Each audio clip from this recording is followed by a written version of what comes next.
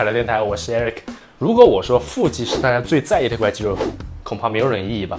目前不论是在健美界还是健体界，裁判对腹部的状态要求越来越高。而对于绝大多数女生而言，你只要告诉她我也健身，那么不管你练得有多大，臂围有多粗，胸肌有多强，深蹲有多重，通通不看，她100%会问你有腹肌吗？而对于绝大多数正打算开始健身、管理一下自己体型的男性朋友来说，能不能练出腹肌也成了初期最主要的目标。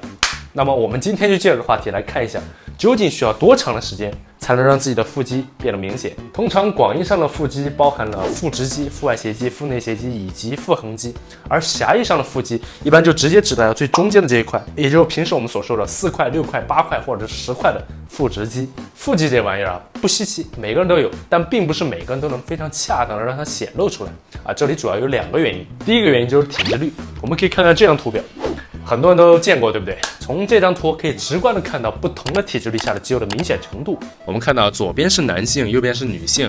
我们先来看男性，最下面一排20%到24%、25%到30%以及35%到40%啊，这个肯定不是我们的理想区间啊。如果男性体脂率在30%以上，就可以说有点肥胖了啊。基本上在这个区间内，我们是看不到任何这个肌肉线条的啊。我们来到第二排。第二排的话，16到19还稍微有一点点高，但是隐约能看到一点点的线条。如果能来到13%和15%的话，肌肉线条就相对比较明显了。11%到12%，我觉得对于大多数人来说，只要努力和坚持，基本上是可以达到这个状态的啊。肌肉线条已经比较明显了。其实很多演艺明星在拍戏之前集中攻坚个几个月就能达到这个11到12的状态，但是如果你想要变得更优秀啊，那就往第一排看。第一排的话，4到5和6到7，这个就非常夸张了啊！皮脂率控制在非常低的状态，而且水分也非常的干，几乎是达到一个比赛时的状态。但是我们想在自然状态下常年保持这样4到5或6到7的那样极低的体脂率，几乎是不可能的。当然也有天赋异禀的人的存在啊，所以我认为这个8到10是最理想的状态啊，肌肉线条分明，而且没有任何的这个油腻感。同时，只要你训练和饮食做得比较科学的话，啊，是可以常年保持在这个状态的。好，我们再来看右边的女性啊，女性因为和男性的生理上的一点点区别，所以说在这个体脂率的标准上会比男性要往上拨一点点。最下面一排30%、35%、36到40以及50%以上，这个就明显有点偏胖了啊。如果女性想要达到一个正常的状态的话，我建议是在18到25左右的区间会比较理想。如果你想要看到腹肌和马甲线的话，我建议控制在20和18左右的一个区间。当然，如果你说你要比赛，你想要更低的体脂率，那可以再往下走一点点，比如说15左右或者再低一点点。但是我不建议女性把体脂率降得太低，因为女性有生理期，再加上这个怀孕生孩子的一些需求，所以对这个体脂率是有一定要求的。如果你太低的话，会造成一些生理上的状况。其实我自己也很久没测体脂率了，要不正好你们来帮我个忙，看看我的体脂率大概多少。所以说啊，如果体脂率一直居高不下，比如说男性20以上，女性25以上，那么就算你的肌肉再强壮，维度再大，腹肌也很难被看到。这个就如同你本来练得不错，但是你非要在外面套一件羽绒服，那谁也没办法知道你究竟练得如何。对于这种情况，解决的办法非常简单，就是减脂。第二个原因便是腹肌的发达程度。这张图大概是在我184到190斤左右的时候的状态，体脂率我记得大概是在18到21左右。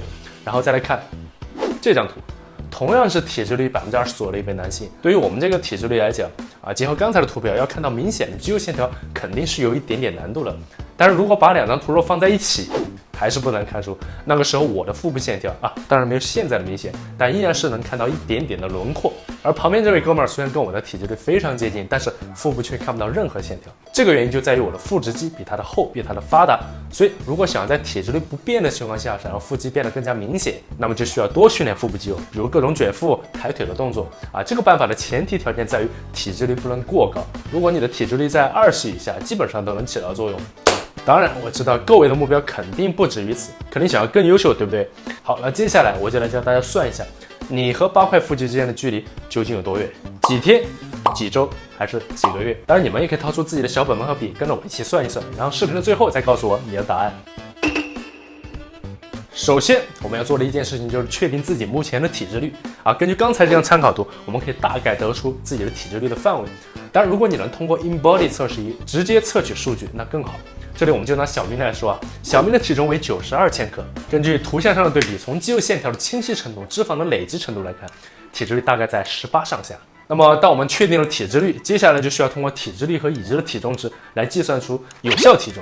什么是有效体重？简单来说就是撇开你的这个脂肪，剩下的重量就是有效体重。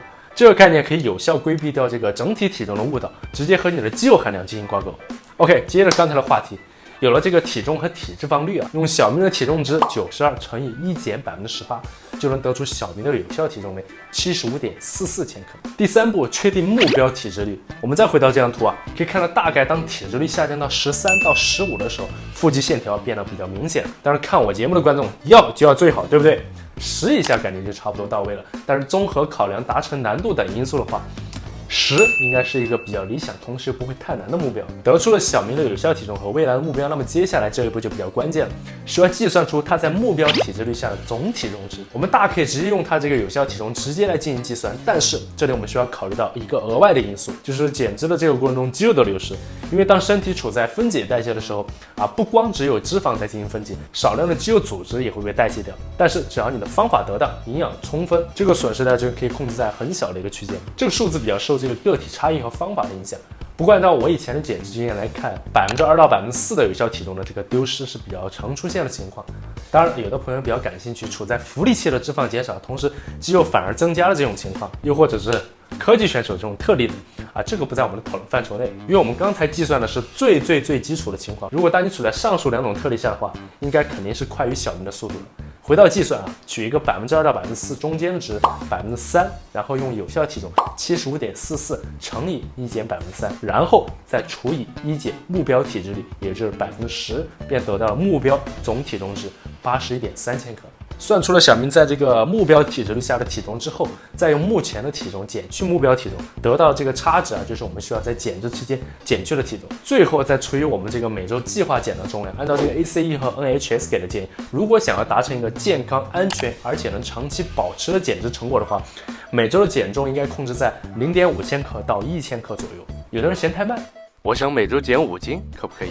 当然可以，但是你的肌肉损失也会比较惨重。值得吗？肯定不值得，而且还可能带来这个皮肤松弛的状况。所以说慢工出细活啊，这句话搁在哪儿都适用。那好，我们就按1000克每周的速度来算，用92千克减去81.3千克，再除以1，就等于10.7周。那小明从这个白白胖胖的状态变成图上这个雕刻般的腹肌型的话，只需要10.7周。听上去很简单，对不对？那为什么还有人练了几年都看不到腹肌呢？很简单，不够坚持。如果你是正儿八经的坚持训练、合理饮食，每周再看一看埃里克的海聊电台，学学知识，顺便点个赞，8块腹肌不就信手拈来吗 ？OK， 到了最后，把你们小本本上的计算结果抛在屏幕上，告诉大家，正好立个 flag， 我们大伙共同作为见证人，一起加油，好不好？最后喜欢我内容的朋友，劳烦点个赞，再戳一下关注。这里是海聊。